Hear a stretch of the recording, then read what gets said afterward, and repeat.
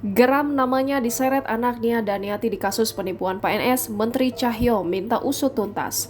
Anaknya Daniati, Olivia, menyeret nama Menteri Cahyo Kumolo dalam dugaan kasus penipuan masuk PNS. Hal itu membuat Menteri Cahyo geram. Menteri Pendayagunaan Aparatur Negara dan Reformasi Birokrasi Cahyo Kumolo meminta kepada Polda Metro Jaya untuk segera mengusut tuntas percaloan calon pegawai negeri sipil yang melibatkan Olivia Natania. Menurutnya, tindakan tegas kepada anak artis sekaligus penyanyi Nia Daniati tersebut supaya ada efek jera karena telah dengan sengaja mencatut nama Kementerian Pan-RB dan Badan Kepegawaian Negara. Pemerintah menjamin tes seleksi CPNS dilakukan secara transparan dan akuntabel tanpa dipungut biaya sepeser pun. Pelaksanaan seleksi CASN dilakukan dengan CAT sehingga sulit bagi pihak lain untuk memengaruhi hasilnya.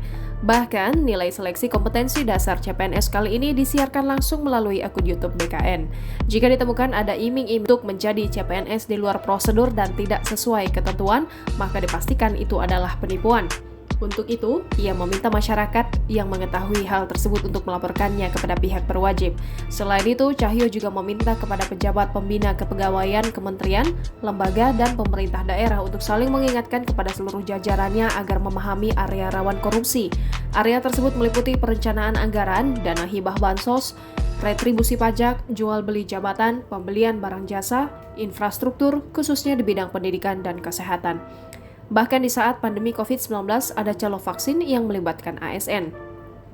Mantan Menteri Dalam Negeri ini menyampaikan keprihatinannya karena ada PNS atau pejabat publik yang terjaring OTT Komisi Pemberantasan Korupsi atau Saber Pungli.